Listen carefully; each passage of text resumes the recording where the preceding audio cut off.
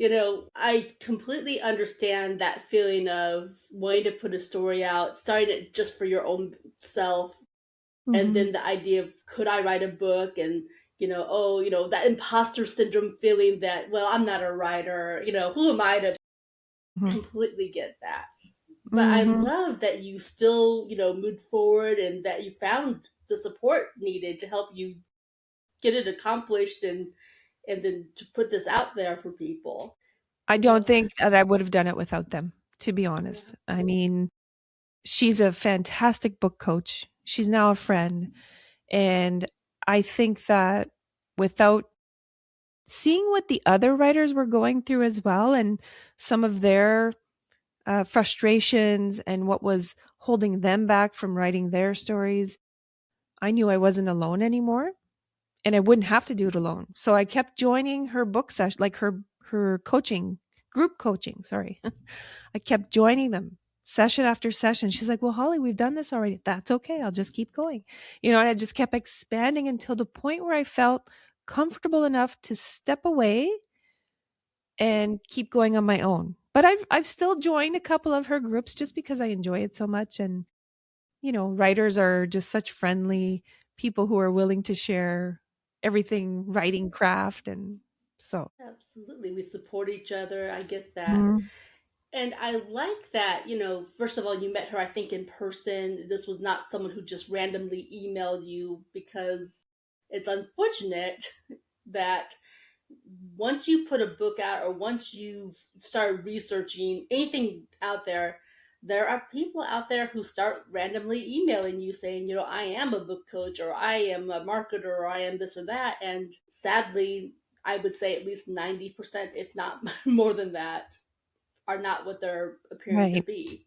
Yeah. So it's nice that you had that in person, that you've got, with a solid group that's trustworthy. So that's huge, and I would caution others out there to do the same, or do the research yourself. Don't just reply to a Mhm. random email, someone soliciting you. There might be honest to goodness people that are doing that, but there's enough people out there with bad intentions that it's not worth the risk.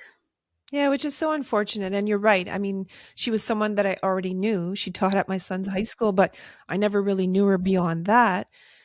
Um, and I haven't had I mean, I've sure been sent emails that are not from real people, but not specifically towards the book, but I'm sure that's coming. And It's I will inevitable, be very sadly. wary of it. Yes. And I will Yeah.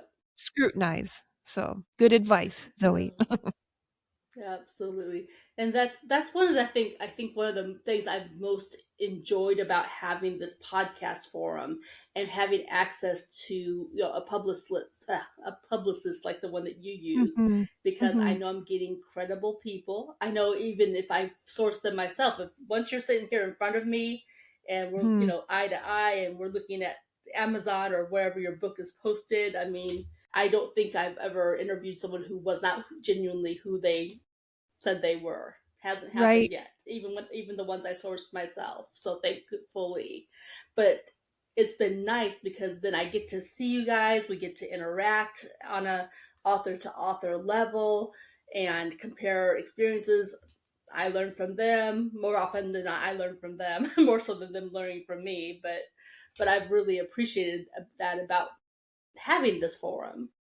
No, and I completely 100% agree with you because I have my podcast as well, and I really do, dare I say, handpick. But I scrutinize, not scrutinize, but I really research, and it's usually somebody who I know or someone who knows someone. So there's always a degree of knowing. Yeah. Exactly. You need Yeah. that. You absolutely. So, what is the name of your podcast? Ramblings from the Little Shed. I And like so, it. as you can see, I'm sort of in this wooden box here, but it's my shed, and it's where I do all of the creating, the writing, the knitting, the everything. And I've wanted to do a podcast for quite a long time as well, but I couldn't quite find that subject matter, that niche. And I suppose I just needed to have patience and wait, because fear was also on, the left or the right shoulder, whichever one. on any given day saying, "You can't do that. Who do you think you are? You're not good enough. Your voice is this."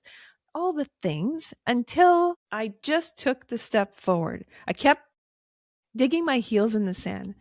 And so I thought, wait, my dog led me to being uber creative. I'm already a was already a creative person, but my dog directed me into this beautiful experience of writing a book. I bet you there's a whole bunch of other people out there who feel like their dogs, their cats, their guinea pigs, their rabbits have influenced their creativity in one way, shape, or another. Yeah. Doesn't matter what that creativity medium is. So that's why I created it.